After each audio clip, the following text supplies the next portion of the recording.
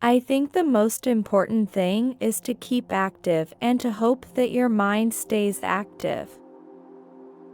Change happens by listening and then starting a dialogue with the people who are doing something you don't believe is right. What makes us human, I think, is an ability to ask questions, a consequence of our sophisticated spoken language. My mother always taught us that if people don't agree with you, the important thing is to listen to them. But if you've listened to them carefully and you still think that you're right, then you must have the courage of your convictions. You cannot share your life with a dog, as I had done in Bournemouth, or a cat, and not know perfectly well that animals have personalities and minds and feelings. When I was 2, a dragonfly flew near me. A man knocked it to the ground and trod on it. I remember crying because I'd caused the dragonfly to be killed. We have language and they do not. Chimps communicate by embracing, patting, looking, all these things. And they have lots of sounds. But they cannot sit and discuss. They cannot teach about things that are not present, as far as we know. Chimps can do all sorts of things we thought that only we could do, like toolmaking and abstraction and generalization. They can learn a language, sign language, and they can use the signs. But when you think of our intellects, even the brightest chimp looks like a very small child. There are certain characteristics that define a good chimp mother. She is patient, she is protective, but she is not overprotective. That is really important. She is tolerant, but she can impose discipline. She is affectionate. She plays. And the most important of all, she is supportive. I'm always pushing for human responsibility. Given that chimpanzees and many other animals are sentient and sapient, then we should treat them with respect.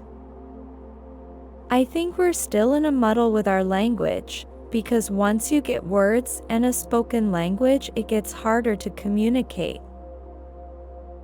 I never wanted to be a scientist per se. I wanted to be a naturalist.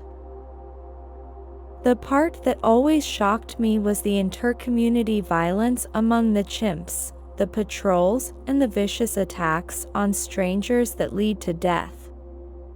It's an unfortunate parallel to human behavior. They have a dark side just as we do. We have less excuse, because we can deliberate, so I believe only we are capable of true calculated evil. Whatever we believe about how we got to be the extraordinary creatures we are today is far less important than bringing our intellect to bear on how do we get together now around the world and get out of the mess that we've made. That's the key thing now. Never mind how we got to be who we are. I learned from my dog long before I went to GOM that we weren't the only beings with personalities. What the chimps did was help me to persuade others. As I'm traveling around, I meet many small children. And when I look at a small and think how we've harmed this beautiful planet since I was that age, I feel a kind of desperation, anger, shame.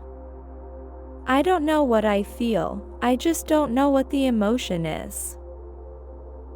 My family has very strong women. My mother never laughed at my dream of Africa, even though everyone else did because we didn't have any money, because Africa was the dark continent, and because I was a girl. It's been proven by quite a few studies that plants are good for our psychological development. If you green an area, the rate of crime goes down. Torture victims begin to recover when they spend time outside in a garden with flowers. So we need them, in some deep psychological sense, which I don't suppose anybody really understands yet. When you meet chimps, you meet individual personalities. When a baby chimp looks at you, it's just like a human baby. We have a responsibility to them. As a small child in England, I had this dream of going to Africa. We didn't have any money and I was a girl, so everyone except my mother laughed at it. When I left school, there was no money for me to go to university, so I went to secretarial college and got a job. I didn't want to become a professor or get tenure or teach or anything. All I wanted to do was get a degree because Louis Leakey said I needed one, which was right, and once I succeeded, I could get back to the field. It was both fascinating and appalling to learn that chimpanzees were capable of hostile and territorial behavior that was not unlike certain forms of primitive human warfare. Certainly, the first true humans were unique by virtue of their large brains. It was because the human brain is so large when compared with that of a chimpanzee that paleontologists for years hunted for a half-ape, half-human skeleton that would provide a fossil link between the human and the ape. But does that mean that war and violence are inevitable? I would argue not, because we have also evolved this amazingly sophisticated intellect, and we are capable of controlling our innate behavior a lot of the time. When I look back over my life, it's almost as if there was a plan laid out for me, from the little girl who was so passionate about animals, who longed to go to Africa, and whose family couldn't afford to put her through college. Everyone laughed at my dreams. I was supposed to be a secretary in Bournemouth. I thought my life was mapped out. Research, living in the forest, teaching, and writing. But in '86, I went to a conference and realized the chimpanzees were disappearing. I had worldwide recognition and a gift of communication. I had to use them.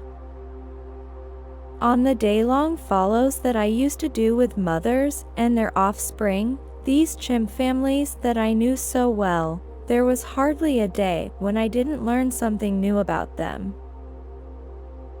I got to Africa. I got the opportunity to go and learn, not about any animal, but chimpanzees. I was living in my dream world, the forest in Ngom National Park in Tanzania. It was Tanganyika when I began. Chimpanzees, gorillas, orangutans have been living for hundreds of thousands of years in their forest, living fantastic lives, never overpopulating, never destroying the forest. I would say that they have been in a way more successful than us as far as being in harmony with the environment. I was brought up to understand Darwin's theory of evolution. I spent hours and hours in the Natural History Museum in London looking at the descriptions of how different kinds of animals had evolved, looking at the sequence of fossil bones looking gradually more and more and more and more like the modern fossil. In 1975, when my students were kidnapped by rebels, I was accused of hiding instead of trying to save them, and of not giving enough money for their ransom. I wasn't believed.